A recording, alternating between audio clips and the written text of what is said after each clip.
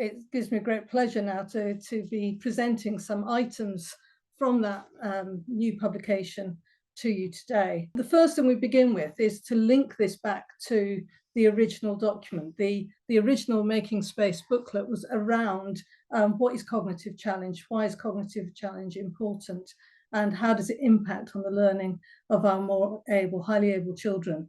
It's really about thinking differently about what challenge is. And we spent a lot of time in that publication looking at the difference between an additional activity or a different activity, which traditionally had been thought of as being challenging, where often the more able children were given more work but had to complete the easier work first, to now thinking more carefully about what cognition is and how children learn how to learn.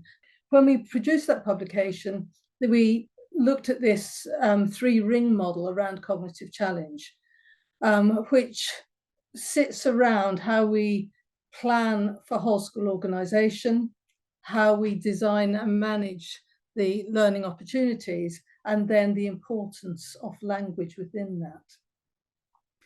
So bringing that three-circle diagram to assessment, we could see quite clearly that those principles that we apply to teaching and learning are also those related to assessment.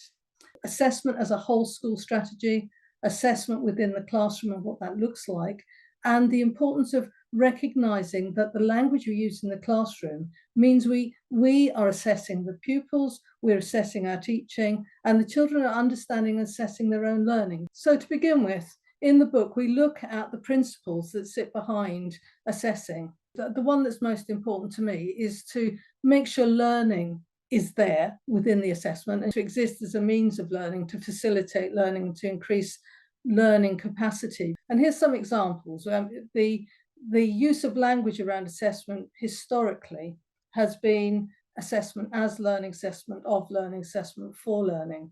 And what we've done in the booklet is to look at those different types of learning and to look around our NACE membership to see where we can find evidence of different types of assessment and where they work well. And these are some of the examples we can see that have been demonstrated by the schools as being successful approaches to assessment. As school leaders or as subject leaders, you have to be really clear about what it is you're trying to assess and who the assessment is actually for, and then where the evidence is going to be. So when we think about how we actually put those models in place, we need to be thinking in the way we've modelled our curriculum, when is the best place to assess? What is the purpose of the assessment? How is it going to benefit teaching? How is it going to benefit learning? How will it make the teacher a more effective teacher? Once we've undertaken assessments, another aspect that we've looked at in the publication is feedback. Lots of our schools are working very hard to ensure that the quality of feedback is effective for their teaching, but also effective for learning. So this is when we give feedback, these are the key things that colleagues have said we need to actually do. We need to give the pupils time to respond. When they do respond, they're trying to develop skills to use that feedback.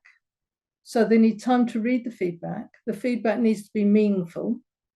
They probably have seen some whole class feedback, which they can then take advice and guidance from. They then are given time to improve their work in terms of the depth and quality of what they've written and what they've said.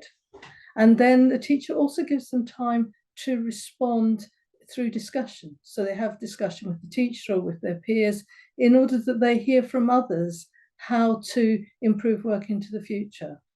So at classroom level, we need to see why the teacher is using the assessment, but we're also needing to see how the assessment is going to help the learners themselves. Once they become very skilled in responding to assessment, they begin to be able to assess themselves. They begin to use success criteria more effectively. They begin to use rubrics more effectively or guidance sheets more effectively. And then finally, for me, the most important elements of assessment in the classroom is cognitive discourse. How is the classroom set up to improve the quality of communication that takes place there? So in order to get those questions, in order to develop that classroom practice, the teacher needs to think about what effective questioning looks like. To achieve that, real depth of questioning and understanding of learning, those questions need to be very well framed. But they need to have sufficient time for pupils to think about their response. They need to carefully frame the questions. So we've looked in the book at a number of things that teachers are doing to improve the quality of dialogic teaching and, as a result, quality of assessment. And these are some of the things that we saw in the schools. And then finally, in the booklet, we have schools who have presented to us at different times things that they're doing. And you can see some of the things I've spoken about, the checklists and rubrics for learning. There's quite a variety of uses of acronyms. And then you can see other types of questions, oral questions, some hinge questions, entrance and exit tickets, so that the teacher gets an understanding of learning. The big things I've found in working with schools around assessment is using a common language to really understand what we're trying to do and why we're trying to do it, making sure the pupils are part of that common language of understanding and that they actually know what they're measuring. And you don't need to use the word assessment for them to be assessing themselves, because actually when they're assessing themselves, they're talking about understanding their learning. The teacher is interested in understanding their teaching and understanding the learning. The pupils themselves are about understanding their learning and how to move forward in that learning journey. So hopefully the booklet itself will help you to see how other schools have approached that.